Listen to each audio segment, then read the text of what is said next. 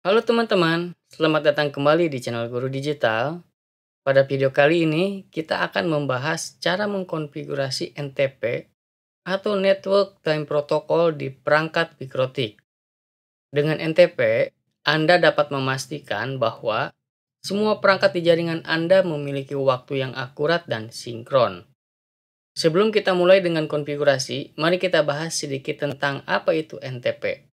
NTP adalah protokol yang digunakan untuk menyinkronkan waktu antar perangkat di jaringan komputer. Dengan menggunakan server NTP, perangkat Anda akan mendapatkan waktu yang akurat dari sumber yang terpercaya.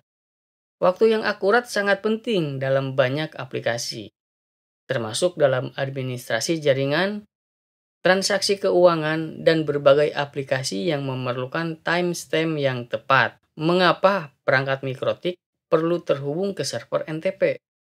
Jawaban yang pertama adalah sinkronisasi waktu. Dengan menyinkronkan waktu perangkat mikrotik dengan server NTP, semua perangkat dalam jaringan akan memiliki waktu yang konsisten.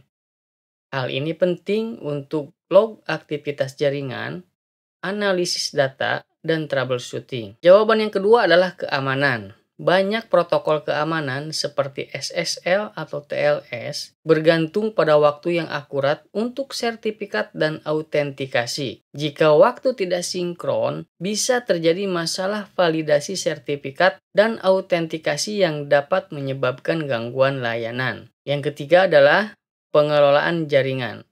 Dalam jaringan yang besar, waktu yang konsisten memudahkan pengelolaan dan pemantauan perangkat. Log yang disinkronkan membantu dalam identifikasi dan penyelesaian masalah dengan lebih efisien. Jawaban yang keempat adalah kompatibilitas. Beberapa aplikasi dan layanan jaringan memerlukan waktu yang akurat untuk berfungsi dengan benar. Tanpa sinkronisasi waktu, aplikasi ini mungkin tidak berfungsi dengan baik atau bahkan gagal. Langkah pertama yang harus kita lakukan adalah masuk ke router mikrotik menggunakan Winbox. Pastikan Anda sudah terhubung ke router Anda. Setelah masuk, ikuti langkah-langkah berikut untuk mengkonfigurasi NTP klien di mikrotik. Buka menu sistem dan pilih NTP klien. Di jendela NTP Client, klik Enable untuk mengaktifkan NTP Client. Tambahkan alamat server NTP yang ingin Anda gunakan. Misalnya, Anda bisa menggunakan server NTP publik seperti poolntp.org. Atau saya di sini sudah masuk ke dalam situs ntppool.org. Kita akan memasukkan server yang baris pertama dan baris kedua. Ini akan kita masukkan ke dalam NTP-nya. Kita salin. Kita kembali ke mikrotik. Ini kita pastikan di baris yang pertama. Kita kembali lagi ke website yang tadi. Kita kopikan server ID yang nomor 1. Salin.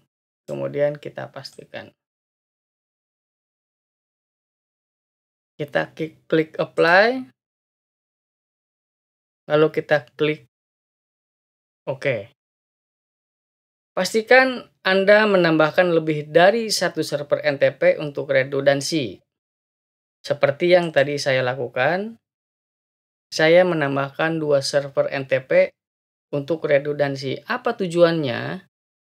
Jadi, jika satu server tidak tersedia, perangkat Anda masih bisa mendapatkan waktu dari server lain. Setelah menambahkan server NTP, kita sesuaikan bahwa tanggal dan waktu sudah sesuai di mikrotik. Buka menu sistem dan pilih clock. Sesuaikan dengan mengatur time zone. Time zone ini ada di sini. Karena saya berada dekat dengan Jakarta, maka saya pilih Asia Jakarta. Jika Anda berada di lokasi yang lain, silahkan pilih time zone yang lain. Pastikan time zone auto detect di checklist. Ini sebetulnya dengan pengaturan seperti ini, dia sudah bisa mendeteksi, menyesuaikan waktu dengan tempat Anda berada. Setelah konfigurasi selesai, pastikan waktu sudah tersinkronisasi dengan benar. Kita cek di atas 21.20.55, maka yang di bawah pun akan sama. Itu artinya mikrotik Anda waktunya sudah sinkron dengan server yang tersedia. Ada beberapa tips tambahan. Yang pertama, pastikan router Anda memiliki koneksi internet yang stabil. Yang kedua, periksa firewall Anda, pastikan tidak memblokir port yang digunakan oleh NTP, yaitu port 123 UDP. Anda juga bisa mengatur NTP server di mikrotik untuk perangkat lain di jaringan Anda. Demikianlah cara mengkonfigurasi NTP di mikrotik. Dengan waktu yang akurat, jaringan Anda akan lebih stabil dan sinkron. Jangan lupa untuk like, subscribe, dan tekan tombol lonceng agar tidak ketinggalan video terbaru. Jika Anda punya pertanyaan atau saran, tinggalkan di kolom komentar di bawah. Terima kasih sudah menonton dan sampai jumpa di video yang berikutnya.